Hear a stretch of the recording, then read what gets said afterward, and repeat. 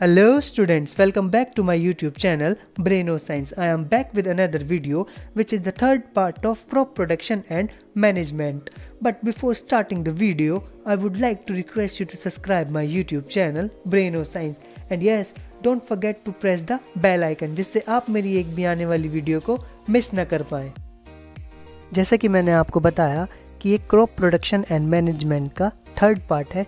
इससे पहले मैंने 2 पार्ट और अपलोड किए हुए हैं, जिसमें फर्स्ट पार्ट में मैंने आपको agriculture, horticulture, crop and cropping pattern like kharif crop and rabi crop के बारे में बताया था। सेकंड पार्ट में मैंने आपको एग्रीकल्चर इम्प्लीमेंट्स लाइक प्लो, हो, कल्टीवेटर एंड एग्रीकल्चर प्रैक्टिसेस के बारे में बताया है।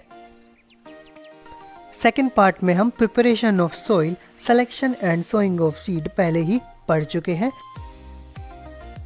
तो थर्ड पार्ट में हम replenishment of nutrient in the soil and irrigation को पढ़ेंगे। So without wasting our time let's start the video. Replenishment of nutrient in the soil.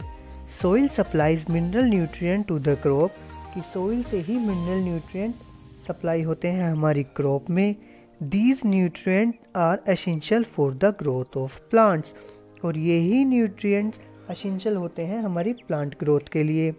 Farmer grow crop after crop in the same field. Farmer एक ही खेत में, एक ही field में एक crop के बाद दूसरी क्रॉप को लगातार ग्रो करते रहते हैं। वो कभी भी अपने फील्ड को, अपने खेत को ना तो अनकल्टिवेटेड छोड़ते ना ही खाली छोड़ते।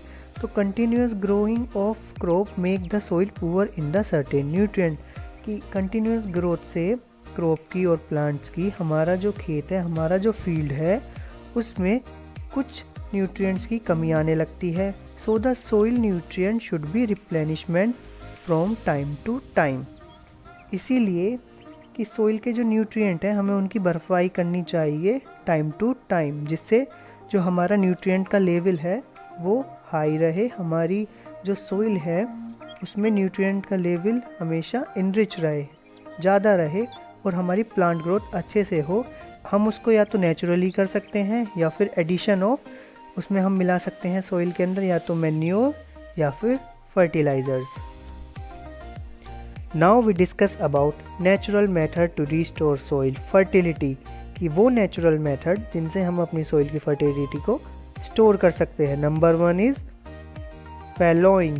इन this method land is left uncultivated for 1 और मोर सीजन, कि एक से ज़्यादा सीजन के लिए हम अपनी लैंड को अनकल्टिवेटेड छोड़ देते हैं, उस पर किसी भी क्रॉप को नहीं ग्रो कराते।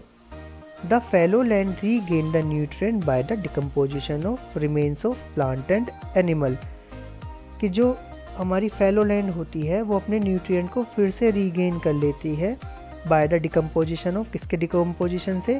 प्लांट एंड एनिमल के रिमेन से, जो कि कौन करता है? माइक्रोब्स करते हैं। Number 2 is crop rotation. Crop rotation is the method of growing different crop alternatively on the same field, कि क्रॉप रोटेशन मेथड में हम क्या करते हैं? डिफरेंट क्रॉप को ग्रो करते हैं अल्टरनेटिवली एक ही फील्ड में। जैसे सबसे पहले हमने वीट क्रॉप को ग्रो किया, उसके बाद में हमने किसी भी लिग्यूमिनस प्लांट की क्रॉप को ग्रो किया, जैसे हमने बार्ले को ग्रो किया। तो उससे क्या होगा? अगर हम किसी क्रॉप के बाद लिग्यूमिनस प्लांट की क्रॉप को लगाते हैं, उससे हमारी सॉइल की फर्टिलिटी बढ़ेगी, क्योंकि लिग्यूमिनस प्लांट की रूट में क्या होते हैं? रूट नोड्यूल्स होते हैं, जिसमें कौन प्रेजेंट होता है? राइजोबियम बैक्टीरिया प्रेजेंट होता है। और राइजोबियम बैक्टीरिया क्या करता है? नाइट्रोजन फिक्स करता है, वो नाइट्रोजन फिक्सेशन बैक्टीरिया है। तो उससे क्या होगा? हमारी सॉइल की फर्टिलिटी इंक्रीज़ होगी, क्योंकि उसके अंदर क्या इंक्रीज़ हो जाएगा? नाइट्रोजन लेवल इंक्रीज़ हो जाएगा सॉइल का। तो इसलिए क्रॉप रोटेशन भी ज़रूरी है हमारी सॉइल की फर्टिलिटी को बढ़ाने के लिए। Number 3 is mixed cropping. In this method 2 और more crop growing together in the same field, कि इस मेथड में हम एक से ज़्यादा क्रॉप को एक साथ ही एक फील्ड में ग्रो करते हैं।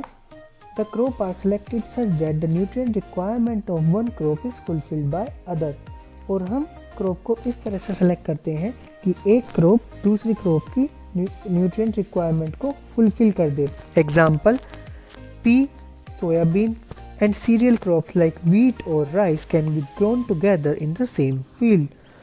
कि पी या सोयाबीन जो कि लिग्यूमिनस प्लांट है, हम उसको किसके साथ ग्रो कर सकते हैं?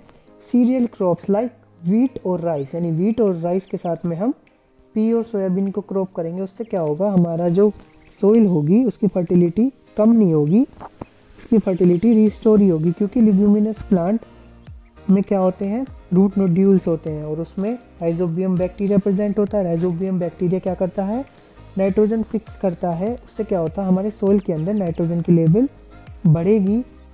तो अगर हम मिक्स क्रॉपिंग करते हैं लेग्यूमिनस प्लांट के साथ साथ सीरियल प्लांट की, तो उससे हमारी सोइल पे कोई इफेक्ट नहीं पड़ता, हमारी सोइल की फर्टिलिटी रिस्टोर ही होती है। Now we discuss about manure and fertiliser.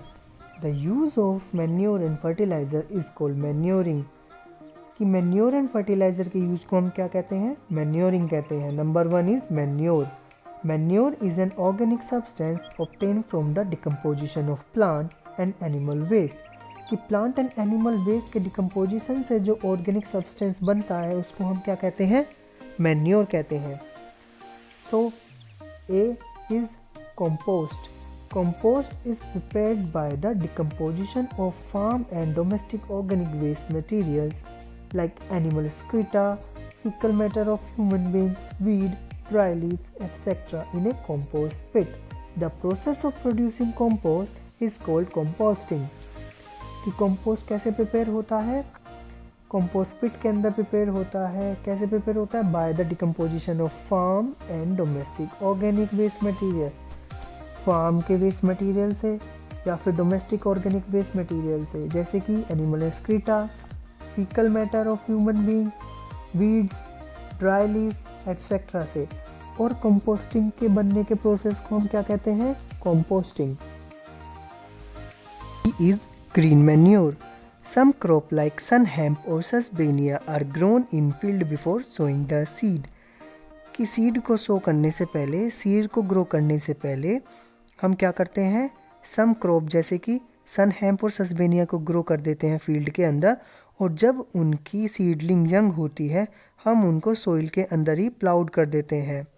उससे क्या होता है, वो सोइल के अंदर डिकम्पोज होते हैं और सोइल की क्या बढ़ा देते हैं? फर्टिलिटी को बढ़ा देते हैं। उसको हम क्या कहते हैं? Green manure. Number 2 is fertilizers. Fertilizers are human-made chemical substance which is rich in one or more nutrients like nitrogen, phosphorus, potassium. कि fertilizers human-made chemical substance होते हैं जो कि रिच होते हैं एक से ज़्यादा न्यूट्रिएंट्स में, जैसे कि नाइट्रोजन, फॉस्फोरस, पोटेशियम। फर्टिलाइज़र को हम कहाँ प्रोड्यूस करते हैं, कहाँ बनाते हैं? फैक्ट्रीज़ में बनाते हैं। Nitrogenous fertilizers are urea, ammonium sulfate, sodium nitrate. Phosphatic fertilizers are superphosphate, ammonium phosphate. Potassic fertilizers are potash, potassium sulfate. Complex fertilizers are nitrophosphate, urea, ammonium phosphate. ये आपको लर्न करने होंगे कि नाइट्रोजन फर्टिलाइजर्स कौन कौन से होते हैं? Urea, ammonium sulphate, sodium nitrate. इसी तरह आपको सारे लर्न करने होंगे। Here are some disadvantages of using fertilizers. Number 1 is fertilizers causes water pollution. Fertilizer से क्या होता है? Water pollution. जब हम अपने फील्ड में फर्टिलाइजर्स यूज़ करते हैं और जब रेन होती है या फिर हम अपनी क्रॉप को इरिगेट करते हैं तो ये वॉश ऑफ हो जाते हैं और कहाँ पर जाके मिलते हैं? किसी भी वाटर बॉडीज़ में, जैसे कि रिवर या फिर लेक, और उसके पानी को क्या कर देते हैं? ये पोल्यूट कर देते हैं। और वो किस किस के लिए हार्मफुल है? वो ह्यूमंस बीइंग के लिए भी हार्मफुल है अगर हम उस पानी को कंज्यूम करेंगे, वो एनिमल्स के लिए भी हार्मफुल है अगर वो उस पानी को कंज्यूम करेंगे, और उसके साथ साथ हमारी एक्वेटिक लाइफ को भी अफेक्ट कर देते हैं, जैसे fish.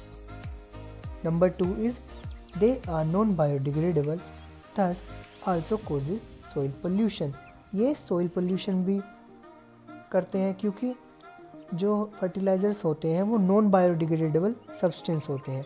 To maintain the fertility of the soil, soil की फर्टिलिटी को बनाने के लिए हमें एक्सेस यूज़ ऑफ फर्टिलाइज़र को रोकना चाहिए। हमें एक्सेस यूज़ फर्टिलाइज़र का नहीं करना चाहिए, क्योंकि वाटर पोल्यूशन भी करते हैं और सॉइल पोल्यूशन भी करते हैं। तो इसको अवॉइड करने के लिए, इसके बचने के लिए हमें एक्सेस यूज़ ऑफ फर्टिलाइज़र नहीं करना चाहिए, बल्कि हमें फर्टिलाइज़र्स की जगह मैन्योर यूज़ करना चाहिए। Now we discuss about advantages of manure. The organic manure is considered better than fertilizers. कि हम ऑर्गेनिक मैन्योर को फर्टिलाइज़र से बेहतर क्यों मानते हैं? क्योंकि it enhance the water holding capacity of soil. ये सॉइल की वाटर होल्डिंग कैपेसिटी को एनहेंस कर देते हैं, बढ़ा देते हैं। It makes the soil porous due to which exchange of gases become easy. Soil को क्या कर देते हैं? पोरस बना देते हैं, जिससे कि एक्सचेंज ऑफ गैसेस ईजी हो जाता है सॉइल के लिए। It increases the number of friendly microbes. Friendly microbes के नंबर को इंक्रीज कर देते हैं। Friendly microbes like earthworm. It improves the texture of the soil. Organic manure क्या करते हैं? टेक्सचर इम्प्रूव कर देते हैं सॉइल का। It does not cause water pollution. Organic manure से क्या होता है? वाटर पोल्यूशन नहीं होता। तो यही सारे रीज़न है जिसके कारण हम ऑर्गेनिक मैन्योर को बेहतर मानते हैं फर्टिलाइजर से। Here are some importance of water in agriculture. Number 1 is water is important for proper growth and development of flowers, fruit and seed of plant. कि प्लांट की प्रॉपर ग्रोथ के लिए और उसके फ्लावर, फ्रूट एंड सीड के development के लिए water important है। बिना वाटर के ना तो फ्लावर, फ्रूट और सीड का डेवलपमेंट हो सकता, ना ही प्रॉपर ग्रोथ हो सकती प्लांट की। Number 2 is water is absorb by the plant root. Water plant root के ज़रिए एब्जॉर्ब होता है और उसके साथ साथ वाटर, मिनरल एंड फर्टिलाइज़र भी एब्जॉर्ब होते हैं। वाटर ही नहीं होगा तो प्लांट को ना तो मिनरल मिल पाएगा, ना ही फर्टिलाइज़र्स मिल पाएंगे। तो वाटर इम्पोर्टेंट है प्लांट के लिए। Number 3 is plants contain nearly 90% of water. Plant क्या कंटेन करते हैं? 90% ऑफ वाटर कंटेन करते हैं। और वाटर एसेंशियल किसके लिए भी है? जर्मिनेशंस के लिए भी है, क्योंकि सीड का जर्मिनेशन ही नहीं होगा अगर कंडीशन ड्राई है या फिर वाटर नहीं है। तो जर्मिनेशन ऑफ सीड के लिए water is essential. Number 4 is nutrient dissolve in water get transported to each part of the plant. जो वाटर में न्यूट्रिएंट डिजोल्व है वो प्लांट के हर एक पार्ट में ट्रांसपोर्ट होते हैं। अगर वाटर ही नहीं होगा तो न्यूट्रिएंट ही एब्जॉर्ब नहीं कर पाएगा प्लांट। तो water is essential for proper growth and development, क्योंकि वाटर में क्या डिजोल्व है? न्यूट्रिएंट डिजोल्व है। Number 5 is water also protect the crop. Water हमारी क्रॉप को बचाता है किससे? Frost and hot air current, दोनों से ही बचाता है। ठंडी और गर्म एयर करंट से बचाता है water. After discussing the importance of water, we will discuss about irrigation. The supply of water to the crop plant at regular interval through sources other than rain is called irrigation. कि time to time water के supply को crop plant में अगर हम rain से, other sources से करते हैं, उसको हम क्या कहते हैं? Irrigation. It's time and frequency depend on the following factor. कि इरिगेशन का टाइम और उसकी फ्रिक्वेंसी, कि हमको कितना वाटर क्रॉप को देना है, वो किस पे डिपेंड करता है? Nature of crop plant. Crop plant के नेचर पे डिपेंड करता है कि उसको ज़्यादा पानी चाहिए या कम पानी चाहिए। नेचर ऑफ सॉइल, सॉइल के नेचर पे डिपेंड करता है कि सॉइल में वाटर की होल्डिंग कैपेसिटी कितनी है। Number 3 is season when the crop grown. और जिस सीज़न में क्रॉप ग्रो हो रही है उस सीज़न पे डिपेंड करता है irrigation. Number A is crop based irrigation. Some crop plant require more water while others need less water. कि कुछ क्रॉप प्लांट को पानी की ज़्यादा नीड होती है और कुछ क्रॉप प्लांट को पानी की कम नीड होती है। जैसे कि राइस क्रॉप को पानी की ज़्यादा नीड होती है। B is soil based irrigation. Irrigation also depend on nature of the soil in which the crop is grown. Irrigation depend किस पे करता है? सोइल पे भी करता है कि सोइल का नेचर कैसा है जिसमें कि क्रॉप ग्रो हो रही है। Example, Sandy soil need frequent irrigation. Sandy यानी रेतीली जो सोइल होती है उसकी वाटर होल्डिंग कैपेसिटी कम होती है, तो उसमें बार बार यानी फ्रिक्वेंटली इरिगेशन की ज़रूरत होती है। और जो क्लेई सोइल होती है उसकी वाटर होल्डिंग कैपेसिटी ज़्यादा होती है, इसलिए उसमें कम इरिगेशन की नीड होती है। C is season based irrigation. In summers the frequency of irrigation is higher, कि गर्मियों में जो इरिगेशन की फ्रिक्वेंसी होती है वो ज़्यादा होती है, क्योंकि गर्मियों में इवेपोरेशन का रेट इंक्रीज हो जाता है, सोइल से भी और प्लांट की लीफ से भी। Sources of irrigation. The sources of irrigation are wells, tubewells, ponds, lakes, river, dams, tanks and canals. Now we discuss about traditional method of irrigation. तो ट्रेडिशनल मेथड कौन कौन से हैं इरिगेशन के? The water available in wells, lake and canal is lifted up by different method of irrigating the field in different region of a country। कि हमारी country के different reason में इरिगेशन के डिफरेंट मेथड यूज़ होते हैं कि पानी को हम कैसे लिफ्ट करें, किससे? वेल्स से, लेक से, कैनाल से। Cattle and human labour is used in this method. Cattle यानी एनिमल्स भी यूज़ होते हैं इसमें और ह्यूमन लेबर भी यूज़ होता है। बट ये जो मेथड है एक तो चीपर है और लेस एफिशिएंट है, मतलब कि ज़्यादा कारगर नहीं है। एग्जाम्पल मोट, chain pump, डेकली।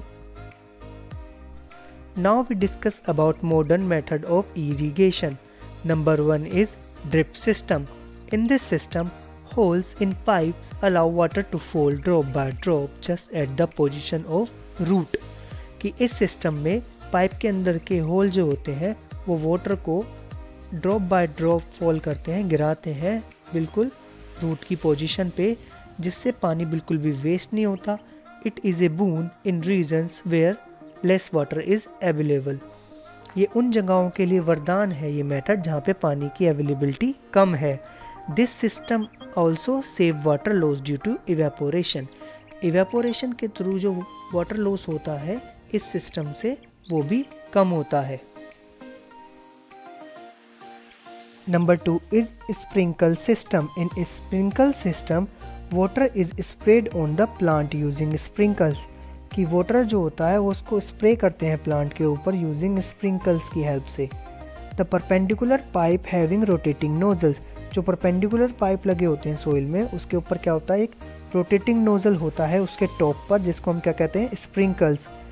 It is joint to the main pipe lines at regular interval. और ये जो पाइप्स होते हैं वो मेन पाइप से जुड़े होते हैं रेगुलर इंटरवल यानी रेगुलर दूरी पर। Pump refitted in this system for lifting water. और पंप भी रीफिटेड होते हैं पानी को लिफ्ट करने के लिए। उसको हम क्या कहते हैं सिस्टम को? Sprinkle system. So it's homework time. Write the answer of the following in the comment section. So that's all for today's video. Thank you for watching.